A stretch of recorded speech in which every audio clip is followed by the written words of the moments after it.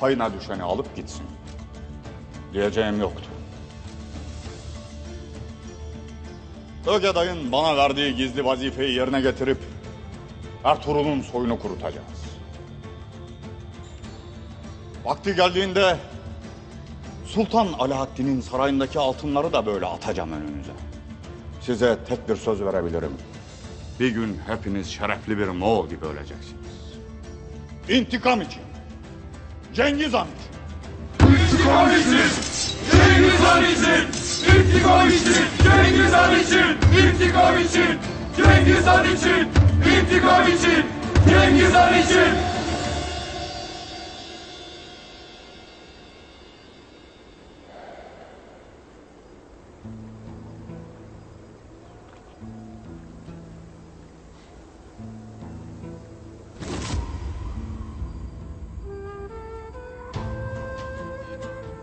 Gel otur yanıma.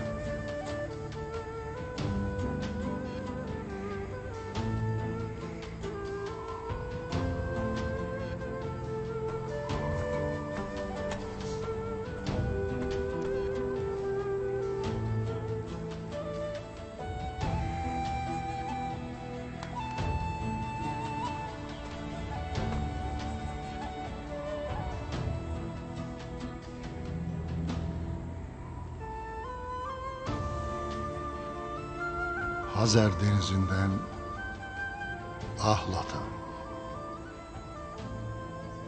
Ahlat'tan Halep'e, Halep'ten Erzurum'a kadar nice yollar geçtim. Gittiğim bu yerlerde Kayın'ın şerefi, obamın gururu, İslam'ın sancağı oldum. Ben sadece senin yolundan gittim baba. Bundan sonra da öyle yapacağım. Kayın'ın da, senin de, Oğuz'un da sürgün olduğu yollar ışığını sana göstermiştir oğul. Bu ışığın takipçisi ol. Ol ki nesline yeni bir umut, yeni bir cihan devletinin kapılarını açasın. Senin yanında, senin ardında gelen her kim varsa, bunun şerefiyle yönelsin.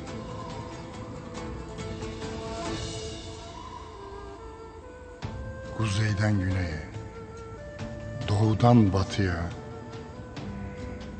cihanın dört bir yanına, sürgün dalları olan koca bir çınar yetişecek bu topraklarda.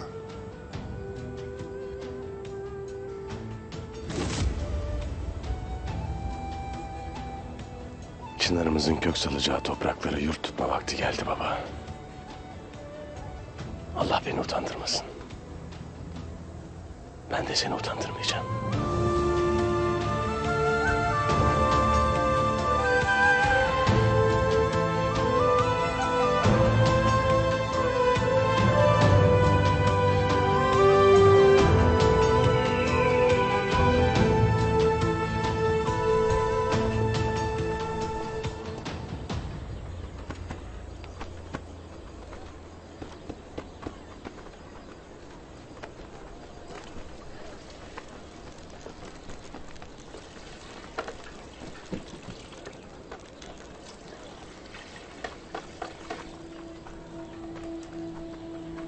Hayme Hatun'la Gökçe Hatun geliyor.